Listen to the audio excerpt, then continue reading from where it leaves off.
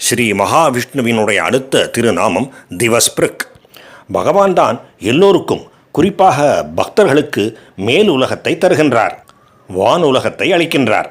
தன்னுடைய பக்தர்களை ஆன்ம வாழ்க்கையிலே, அவர்களுடைய ஆன்ம வாழ்க்கையிலே சிறிது சிறிதாக முன்னேற்றி பெரும் கருணையை அவர்களுக்கு கொடுத்து அவர்கள் முன்னேறுவதற்கு பேருதவி செய்து மேல் உலகங்களை அளித்து இறுதியிலே தன்னுடைய உலகத்தையே அளிக்கின்றார், வைகுண்ட வாசத்தையே அளிக்கின்றார்.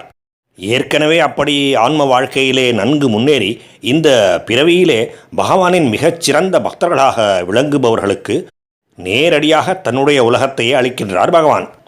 அதனால் பகவான் திவஸ்பிருக் என்கின்ற திருநாமத்தை பெறுகின்றார். ஓம் திவஸ்பிருஷே நமக.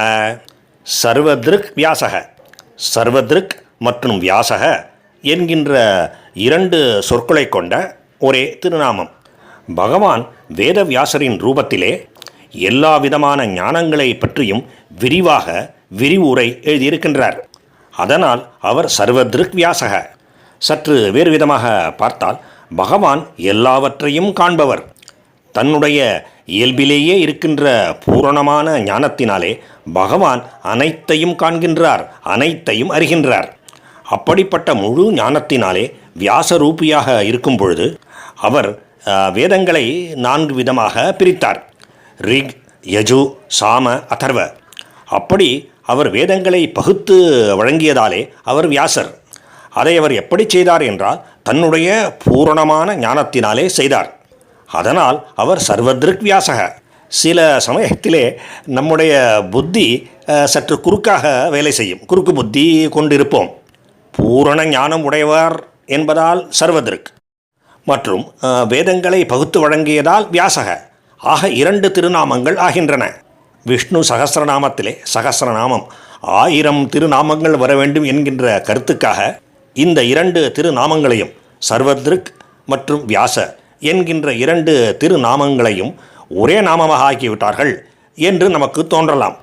ஆனால் அது இந்த விஷயத்தை எப்படி பார்க்கின்றோம் என்பதை பொறுத்தது. பூரணமான ஞானத்தினாலே வேதங்களை பகுத்தவர் என்று பார்க்கும் பொழுது சர்வத்ருக் என்கின்ற சொல் பெயர் சொல்லாக இல்லாமல் குணச்சொல்லாக இருக்கின்றது, நவுனாக இல்லாமல் அட்ஜெக்டிவாக இருக்கின்றது. வியாசக என்கின்ற பெயர் சொல் நவுன் அந்த அடைமொழியோடு கூடியிருக்கின்றது. அதனால் சர்வத்ருக் வியாசக என்று சொல்லும் பொழுது அது அடைமொழியோடு கூடிய ஒரே பெயராக இருக்கின்றது. அப்படி கொள்வதிலே எந்த தவறும் இல்லை. யாருக்கெல்லாம் இந்த குறுக்கு கேள்வி மனத்திலே தோன்றியதோ அவர்கள் எல்லோரும் இதனால் சமாதானம் அடைந்திருப்பார்கள் என்று நம்புகின்றேன். ஓம் சர்வத்ருக் வியாசாய நமக. அடுத்த திருநாமம் வாசஸ்பதிர் அயோனிஜக. வாசஸ்பதி அயோனிஜக என்கின்ற 2 சொற்களை கொண்ட ஒரே திருநாமம். வாசக என்றால் வித்தை, பதிஹி என்றால் தலைவன். எனவே வாசஸ்பதிஹி என்றால் எல்லா வித்தைகளுக்கும் தலைவன். அயோனிஜக, யோனி ஜக. யோனி என்றால் கர்ப்பம் என்று பொருள். யோனி ஜக என்றால் கர்ப்பத்திலே உதித்தவர் என்று பொருள். யோனி ஜக என்றால் கர்ப்பத்திலே பிறவாதவர். தான் தோன்றி ஸ்வயம்பூ என்று பொருள். தன்னுடைய ஸ்வரூபத்திலே, ஸ்வரூபத்திலே, மகாவிஷ்ணு என்கின்ற ரூபத்திலே பகவான் தானே தோன்றியவர். தோன்றியவர் என்று சொல்வதை விட பரம்பொருளிலே இருந்து பரம்பொருளாக இருந்தவர் தன்னைத்தானே தோற்றுவித்து கொண்டார், ஓர் உருவம் கொண்டார் என்று சொல்வது பொருத்தமாக இருக்கும். ஆக அவர் தன்னை தானே தோற்றுவித்து கொண்டார். யாருடைய கர்ப்பத்திலும் அவர் பிறக்கவில்லை.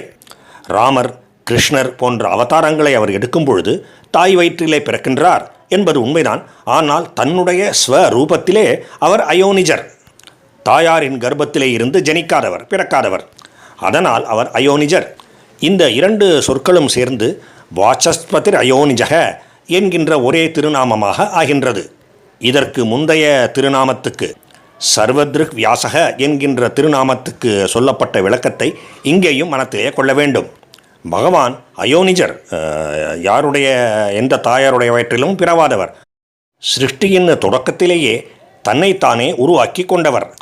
தானாகவே தனக்கென்று ஓர் உருவம் எடுத்துக்கொண்டவர். அப்பொழுது அவர் மட்டுமே இருந்தார், வேறு எவரும் இருந்திருக்கவில்லை. எனவே அவருக்கு குரு என்பவர் யாருமே கிடையாது. அவருக்கு உபாத்தியாயர், அவருக்கு சொல்லிக் கொடுப்பவர் என்று யாருமே கிடையாது.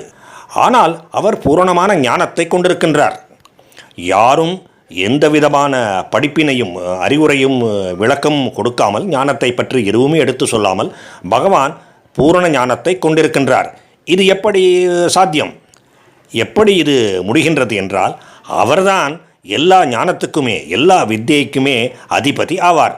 அந்த மாபெரும் சிறப்பு அவருக்கு இருப்பதால் தான் தானே தன்னை தோற்றுவித்து கொண்ட போதிலும், அப்படி சிருஷ்டியிலே அவர் முதலாக தோன்றிய போதிலும், தனக்கு குரு ஆசிரியர் என்று எவரும் இல்லாத போதிலும் அவர் நிறை ஞானம் உடையவராக இருக்கின்றார்.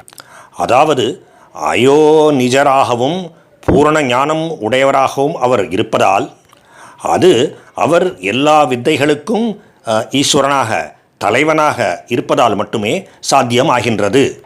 அதனால் அவர் வாசஸ்பதிர் அயோனிஜக என்பது பொருத்தமாக அமைகின்றது.